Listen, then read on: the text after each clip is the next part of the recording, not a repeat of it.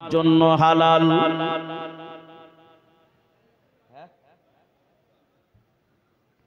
মুসলমান হারাম কারবার করছে না করি? এই জোরে বলুন কিরকম হারাম?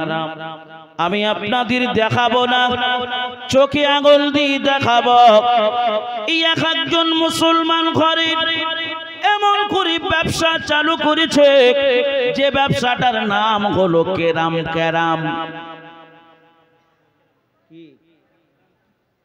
এটা হালাল মনে হয়? এই ছেলেরা হালাল এটা?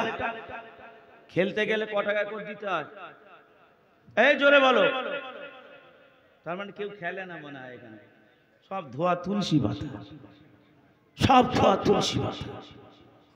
কেউ মনে হয় খেলে না। নবী বলেছে এটা তোমরা করো।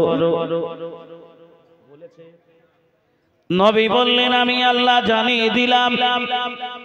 আল্লাহ কোরআনের ভিতরে জানিয়ে দিলেন পৃথিবীর জমিনে যত খেলা রয়েছে সমস্ত খেলাটাকে হারাম করে দিয়েছে।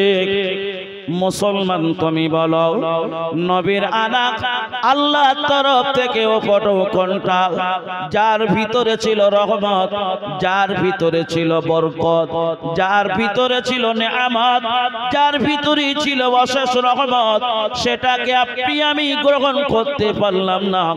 আর নবীর মানা করা কাজগুলো আমরা সমাজে করে আমরা বুক চাপড়ে বলি নবী তোমায় মহব্বত করি, জোয়া ছাড়তে পারবো না। এটার নাম নবীর মহব্বত নয়, এটার নাম নবীর ভালোবাসা নয়, এটার নাম নবীর আশিক কখনো হতে পারে না। পারে পারে পারে পারে না। আমার ভাইরা বাবাজিরা ও মুসলমানেরা ও কলিজার টুকরা মায়েরা বোনেরা বেটিরা, আমি আপনাদের পা দুটো জড়িয়ে ধরে বলে যাব দুনিয়া তো দুনিয়া, মানুষকে পাগল করে রাখার জায়গা। দুনিয়াটা কি? মানুষকে পাগল করে রাখার জায়গা।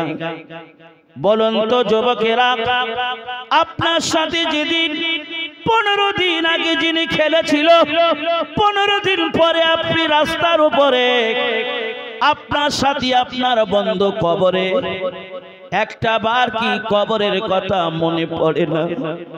একটা বার কি চিন্তা লাগে না আজ আজি কাল হয়তো নাও থাকতে পারি, দুনিয়া থেকে চলে যেতে হবে। আল্লাহ নবীকে যা দিল, নবীর আদর্শগুলো যদি বাস্তবে যদি রূপ না দিতে পারি, আমি আমার গোলামিত্ব যদি আল্লাহর কাছে স্বীকার যদি না করতে পারি, মাবুদের কাছে দাঁড়িয়ে এ মুখ কখনোই দেখানো সম্ভবপর নয়। কোন মুখ নিয়ে মাবুদের কাছে দাঁড়াবো? আল্লাহ কোরআনের ভিতরে তাই বললেন কুল ইন কুনতুম তুহিব্বুনাল্লাহ ফাত্তাবিউনি ইউহিব্বুকুমুল্লাহ ওয়া ইয়াগফির লাকুম যুনুবাকুম ওয়াল্লাহু গফুরুর রহিম। জোরে বলুন, আর একটু আস্তে করে বলুন। গোশ রান্না হয়েছে কত জানেন?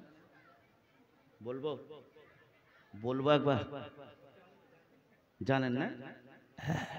তাহলে এই সুবহানাল্লাহ বললে গোশ কমিটির লোককে বলবো 4টা করে কম দেয় যেন। সুবহানাল্লাহ না জোরে বললে খিদি হবে কি করে বলেন দেখি? খিদে হওয়ার দরকার তো।